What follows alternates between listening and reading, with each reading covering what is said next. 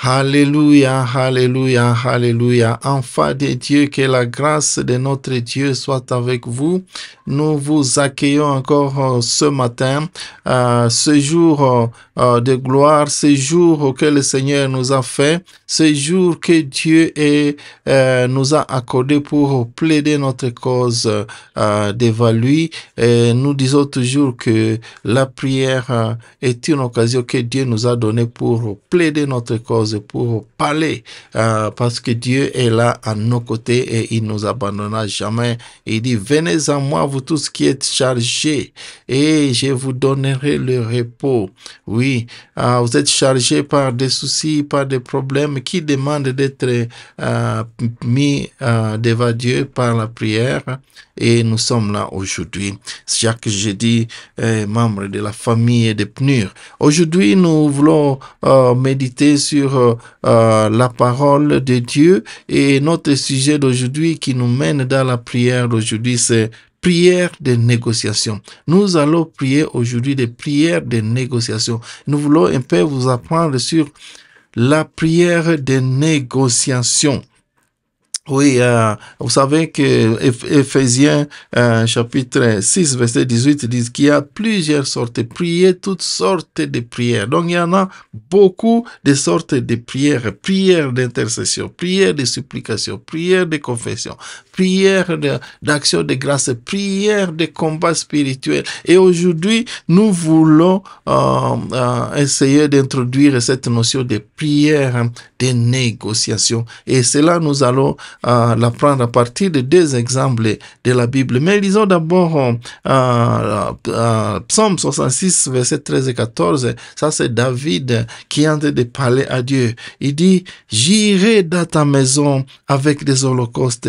J'accomplirai mes vœux envers toi. Pour eux, mes lèvres se sont ouvertes et ma bouche les a prononcées dans ma détresse. » Oui, quand vous lisez ce psaume, vous découvrirez que il est arrivé à dire cela. Si vous lisez, si vous voyez la vie de David, il est arrivé à dire cela. C'est que dans son passé, il avait des problèmes. Et quand il était dans la détresse, comme le psaume là le dit, quand il était dans la détresse, il est venu devant Dieu pour plaider sa cause et il a fait des vœux. Il a négocié avec Dieu. Ici, Dieu, si tu me donnes ceci, je ferai ceci, je ferai ceci. Et maintenant, ici, il dit, j'irai dans ta maison avec des holocaustes qu'il avait promis quand il était dans quoi? Dans la détresse. Je ne sais pas c'est quelle détresse dans laquelle vous êtes aujourd'hui, quels sont les problèmes que vous traversez ou quels sont les projets que vous anticipez dans l'avenir et vous voulez que Dieu puisse intervenir. Apprenons de ces deux exemples que nous allons étudier aujourd'hui. La prière des négociations. Nous allons parler de deux personnes. La première personne, c'est Anne. Anne, vous savez, c'est une femme qui a vécu stérile. Elle n'a pas eu d'enfant, et l'autre femme, la deuxième épouse de Manoah, était en train de l'accuser, de la torturer. Et nous disons dans 1 Samuel, le premier chapitre, verset 10 à 11, nous lisons que et l'amertume dans l'âme, elle pria l'Éternel, versant ses pleurs. Elle fit un vœu en disant, « Éternel des armées, si tu daignes regarder l'affliction de ta servante, si tu te souviens de moi, et n'oublie point ta servante, et si tu donnes à ta servante un enfant mâle, je le consacrerai à l'Éternel pour tous les jours de sa vie, et le rasoir ne passera point sur sa tête. » Oui, ça c'est une prière de négociation.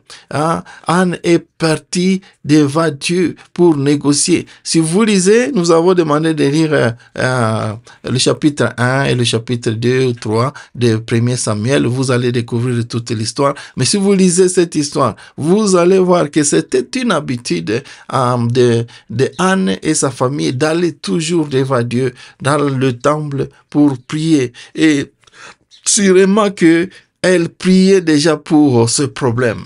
Elle priait déjà pour ce problème d'avoir un enfant toutes les années. La Bible dit année après année, année après année. Et elle allait dans l'église pour prier. Elle allait au temple pour prier. Je ne sais pas c'est qui m'écoute aujourd'hui, qui me voit aujourd'hui et qui écoute cette parole. Année après année, année après année, vous êtes en train de partir pour aller négocier avec Dieu, pour prier. Dieu, oh, donnez-moi ceci, donnez-moi ceci.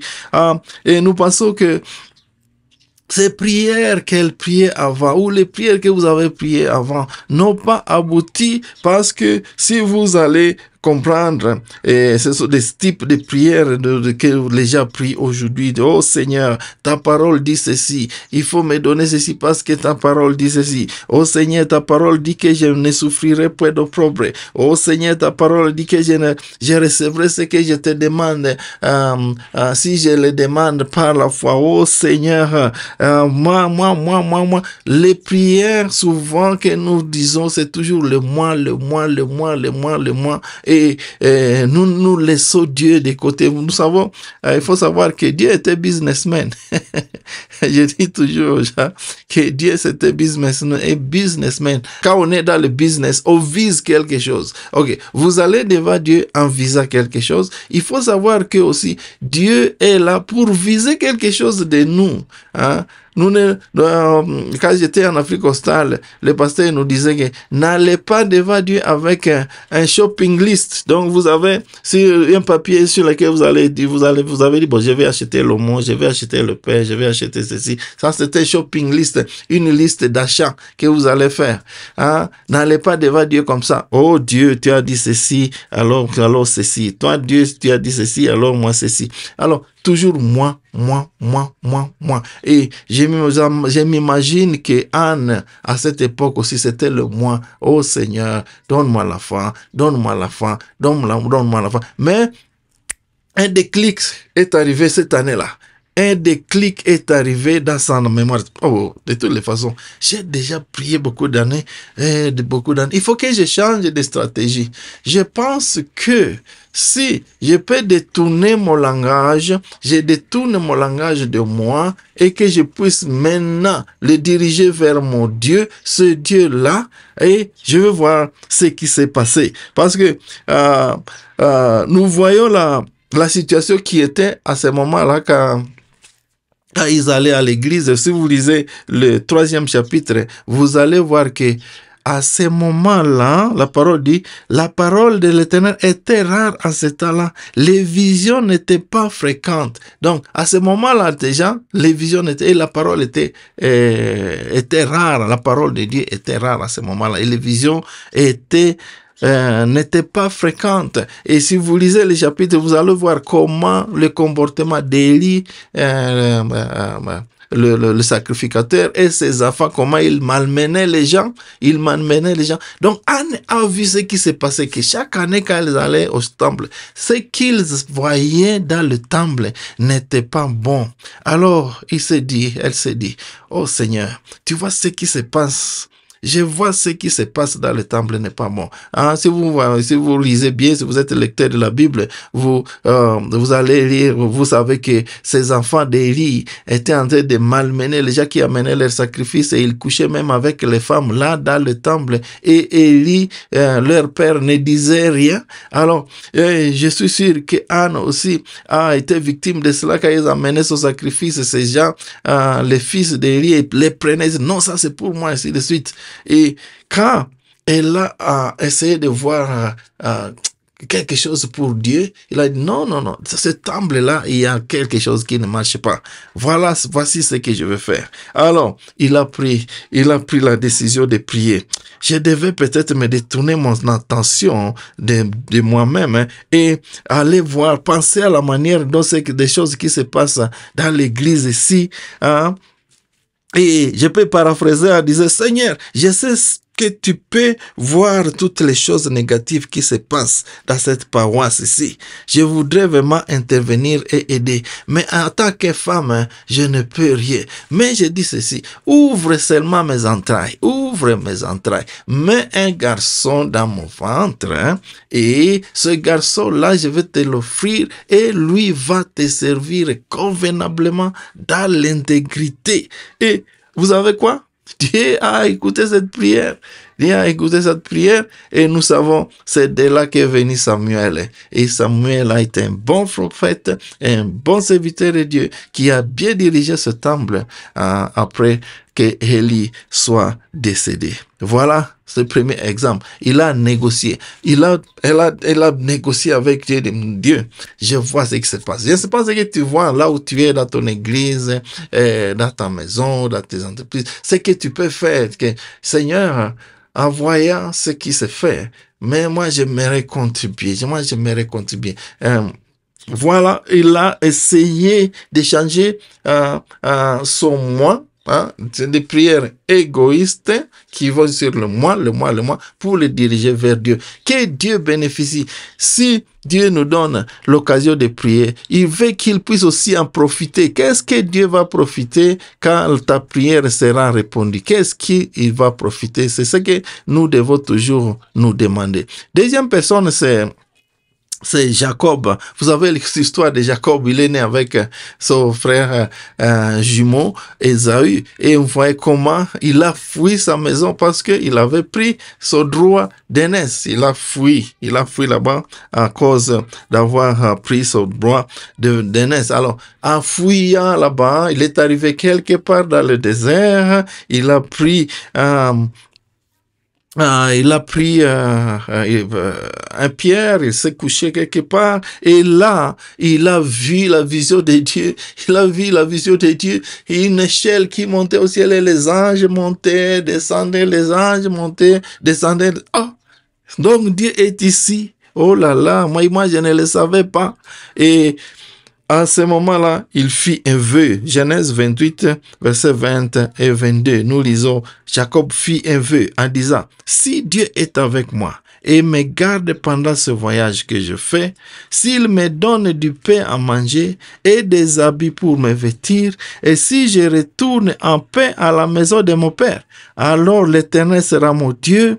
Cette pierre que j'ai dressée pour monument sera la maison de Dieu, et je te donnerai quoi? La dîme de tout ce que tu me donneras. Alléluia. Alléluia. Je donnerai la dîme de tout ce que tu me donnes. C'est un homme qui a quitté. Il a quitté tout. Donc, il part pour aller commencer à zéro. Et en voyant déjà la vision de Dieu, il a Dieu en tête. Dieu veut lui se révéler à lui. En le voyant, il dit, Seigneur, là où je vais, je suis comme je suis ici, je n'ai rien. Mais là où je vais, Seigneur, hein, si tu me fais vêtir des habits, hein, tu me donnes que je puisse retourner un jour à la maison de mon Père en paix. Alors, Seigneur, tout ce que tu me donneras, hein, d'abord, ici, ça sera ta maison, là où je suis ici. Et puis, je te donnerai la dîme de tout ce que tu m'offriras, tout ce que tu me donneras. Voilà. Et nous voyons l'histoire, comment ça s'est passé. Hein? Tout s'est passé tel que Dieu l'a protégé. Dieu l'a protégé. Hein? L'histoire, qu'est-ce que nous pouvons apprendre de ces deux histoires? C'est que si vous mettez Dieu dans vos projets, si vous mettez Dieu dans vos prières, si Dieu bénéficie, hein, vous voulez que Dieu puisse bénéficier de vos projets, de vos prières, de tout ce que vous pensez comme demande, Dieu de retour, hein, Dieu de retour va répondre. Vous savez même, il avait dit là où il est allé chez son oncle, là, il dit dans la vision, Dieu a dit dans la vision là-bas, attention, cette personne qui vient d'arriver chez toi là-bas, ne les touche pas. La parole dit, mais Dieu apparut en songe à là-bas, l'aramais lui dit, garde-toi de parler à Jacob, ni en bien ni en mal, garde-toi. Hein? Voilà. Donc, c'était déjà la protection que Dieu assurait pour son serviteur. Pourquoi? Parce qu'il avait il avait négocié avec Dieu. Il avait mis Dieu en premier lieu. Vous remarquerez que dans les deux cas, Dieu, il ne s'agit pas seulement de donner des bénédictions. Dieu ne doit pas seulement donner les bénédictions, mais nous avons beaucoup à donner. Tu as beaucoup à gagner. Il faut dire que Dieu, tu as beaucoup à gagner. Si cette prière, si cette demande de prière, ma requête ici que je fais, Seigneur, c'est toi qui as beaucoup à gagner. Est-ce que vous pouvez faire ce type de prière aujourd'hui? Faites ce type de prière aujourd'hui. 6 choses importantes par lesquelles je vais terminer. Il y a 6 choses importantes que je vais vous donner aujourd'hui. Ces 2 personnes ont eu des réponses. D'abord, la première chose, ils étaient en relation avec Dieu. Ça, c'est la première chose. Vous êtes en train de prier. Vous avez déjà prié longtemps. Il faut vous demander, est-ce que je suis en relation avec Dieu? Est-ce que je suis en bonne relation avec Dieu? Est-ce que je suis né de nouveau? Est-ce que vraiment je suis né de nouveau? C'est la prière, la question que vous devez vous demander d'abord. Parce que Anne avait une bonne relation avec son Dieu. Jacob avait une bonne relation avec Dieu, bien que le début n'était pas bon, mais il était en bonne relation avec Dieu. Dans notre monde actuel, nous pouvons dire, ils étaient nés de nouveau. Est-ce que vous êtes nés de nouveau pour que votre prière puisse passer devant Dieu? C'est très important. La Bible dit dans Jean que Dieu n'écoute pas la prière des pécheurs. Dieu n'écoute pas la parole des pécheurs. Il faut d'abord être né de nouveau pour que la prière que tu vas faire, la prière de négociation, puisse marcher. Deuxième chose, ces 2 se sont engagés à participer aux activités de Dieu. Nous pouvons dire au monde aujourd'hui, aux activités de l'Église. Ils se sont engagés. Dieu, je te donne cet enfant que tu vas me donner pour qu'il puisse assainir les milliers ici de cette Église. Ça ne marche pas. Ça ne marche pas, ce temple ne marche pas. Ils se sont engagés. Jacob qui dit, je vais construire ici un hôtel, je vais construire ici un hôtel. Ils se sont engagés à faire quelque chose de Dieu. Quand vous êtes en train de prier, vos sujets de prière aujourd'hui, est-ce qu'il y a un engagement que vous allez faire? Il faut s'engager. Il faut s'engager. Troisième chose, ils sont en train de faire des prières réalistes. C'est réaliste. Il faut pas prier, il ne faut pas prier des choses utopiques. Bien sûr, on dit, il n'y a rien d'impossible devant Dieu. Oui, mais quand même, quand vous êtes en train d'écrire vos sujets de prière, il faut que ce soit des sujets réalistes. Anne a demandé un enfant mâle en tant que femme dûment mariée. Vous ne pouvez pas demander un enfant quand vous êtes avec un mari qui ne t'appartient pas, c'est un mari d'autrui. Vous demandez un enfant quand vous êtes avec une femme qui n'est pas la tienne. Est-ce que ça, ce n'est pas réaliste? Ça, ce n'est pas réaliste. Je vois toujours des cas pareils qui m'arrivent. Vous n'êtes pas dans une bonne relation de mariage et vous demandez un enfant. Et vous êtes en train de dire, je vais prier, je vais prier, je vais prier. Attention, Dieu ne peut pas répondre à de telles prières. 4e chose, ils ont promis d'offrir à Dieu des choses dont Dieu avait besoin. Il promet les choses dont Dieu a besoin. Dieu a besoin des serviteurs de Dieu pour aller dans ce temple-là. Dieu a besoin de cette dîme-là pour propager l'évangile. Est-ce que vous pouvez, il y a lieu de demander à votre pasteur, là vous êtes, quels sont les besoins de cette église? Quels sont les besoins dont vous avez? Comme ça, je vais voir si je peux m'engager, à offrir pour les besoins qu'il y a dans cette église. Même notre famille ici de PNUR, Prayer Network for Universal Revival, un réseau de prières pour un réveil universel. Il y a des besoins. Vous pouvez demander à notre président, quels sont les besoins. Par exemple, il y a un besoin, il doit voyager pour le Congo. Il a besoin de billets. Il a besoin d'être pris en charge quand il sera ici. Est-ce que vous pouvez prier et dire, Dieu, que tu me donnes ceci, je m'engage de payer le billet du serviteur de Dieu quand il va venir ici, au Congo, chez nous, et ainsi de suite. Donc, vous vous engagez à offrir à Dieu des choses dont il a besoin. Il a besoin que l'évangile puisse se propager. Alors, vous allez faire, vous pouvez faire cela. Et la cinquième chose, c'est que ils ont promis d'offrir à Dieu des choses qui leur coûte quelque chose. Je me rappelle David qui disait, je ne peux pas donner à Dieu des choses qui ne me coûtent rien. Quand il a dit, je vais donner ma dîme, c'est 10%. Et pour certains, 10%, ça peut être des millions. Et quand il dit, des millions, je vais... non. Non. Alors, donnez ce qui vous coûte quelque chose. Donnez ce qui vous coûte quelque chose. Je vois dans les réseaux sociaux quelqu'un qui dit, voilà, il a gagné 10 millions, mais dans les offrandes, il va donner 1000 francs. Des choses pareilles. Donnez à Dieu ce qui vous coûte quelque chose. Ils ont donné, on donne son propre enfant. Ça l'a coûté quelque chose. Mais Dieu est un Dieu. Il a maintenant ouvert son ventre, son utérus, et il a eu 5 autres enfants, nous dit la Bible. Et nous voyons aussi ce que Jacob a eu comme richesse. C'était une richesse. Et tout ça parce que, sixième chose, ils ont pris l'initiative de la négociation. Négocier. C'est ce que nous voulons pour la prière de cette semaine, chers amis.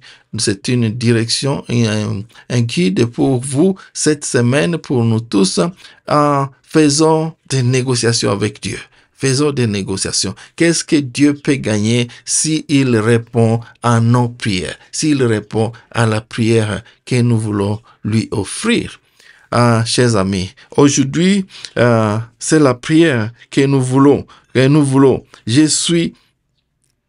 a dit, je suis le Dieu de Bethel, où tu as un monument, où tu m'as fait un vœu. Maintenant, lève-toi, sors de ce pays et retourne au pays de ta naissance. Voyez Dieu commence à répondre à la prière de Jacob.